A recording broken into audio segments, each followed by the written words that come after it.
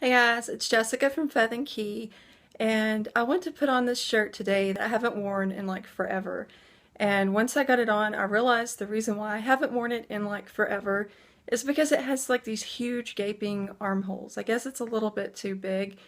But what I'm going to do is I'm just going to alter it so it fits better. And I thought I would just film how I do it so that way maybe if you've been a little bit nervous about trying this yourself or whatever, or maybe you do this all the time, this is just how I do it. Don't do it that often, so we're just going to see how it works. Hopefully it turns out good, and here we go. Okay, so here is the shirt laid out. I actually put it on and then just kind of held it to where I thought I wanted the new seams to be and just kind of drew a line. I did make the mistake of having it on right side out when I did this, so it's going to make it a lot easier if you just put it on inside out, so then you'll already have your seam line marked. But I just kind of guessed it, and so there it is. I need to come over here to this side and do a matching one because you want to have the same width and everything. You want everything to line up right, and so I'm going to do that now. Okay, forgive my shadow here, but I went ahead and I folded the shirt in half, and I have it on my self-healing cutting mat, which is awesome. If you're going to buy something for your sewing, I really recommend the self-healing mat and the rotary tools. They are indispensable and they make life a lot easier. But if you don't have that, you don't need it. But if you can see right there, that's one of my marks that I made for the other side. So I'm just going to come right here and make another mark. And then just go down, and there's my mark from here. And then I'll just put a mark. And so I'm just going to go down through there and do that. And then as I get a mark, you're just going to connect the dots. And this is just going to make life a little bit easier when it comes time to sew it. I will be doing my sewing using the sewing machine, but I mean, you don't have to have a sewing machine to do this. This is just a simple alteration, nothing fancy. And then where does it end? Right there. So we're just going to kind of make a little curve. Okay, so now we have our seam lines drawn, and it is time to sew. Okay, we're ready to start sewing. I have the shirt lined up with where my seam's going to be, and I'm starting out with just a straight stitch. You can see that. Just very simple. I'm going to sew a few stitches with this and then tack it with the back stitch just to get it in place.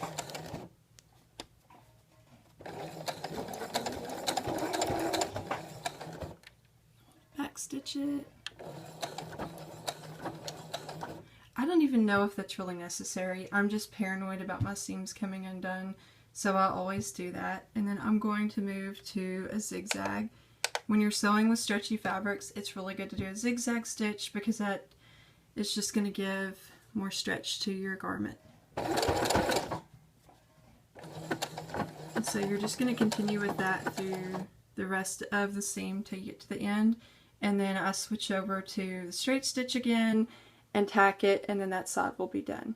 So I'll be back in a little bit. Okay, I'm almost finished. This is actually the second side that I'm working on, and something I just thought of to mention is that when you are sewing, I don't know if you can see what I'm doing here, but like I'm holding the fabric flat and kind of like stretching it out like so, and that's just going to help you get an even stitch and prevent your needle from getting backed up. I love my sewing machine. It doesn't do that very often.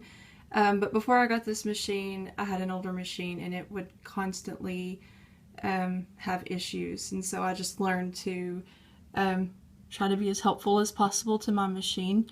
I don't even know if that's the correct way to say that or not, but just something to remember. And so you're just going to keep sewing.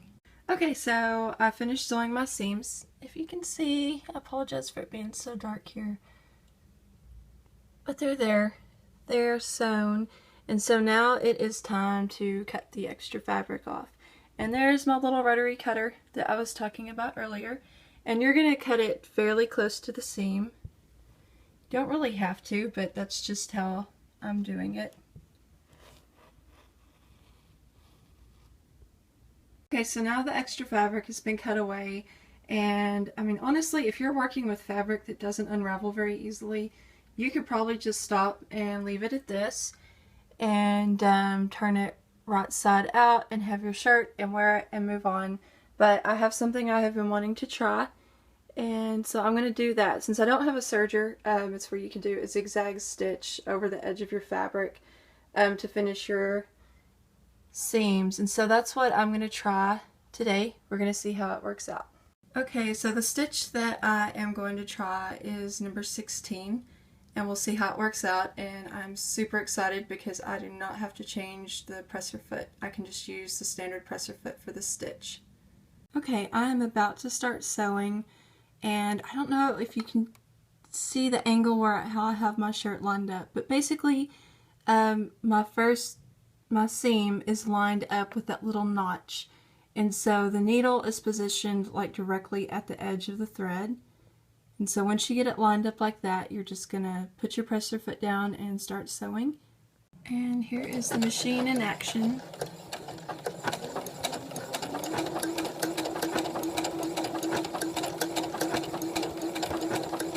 This is the finished seam or the hemline.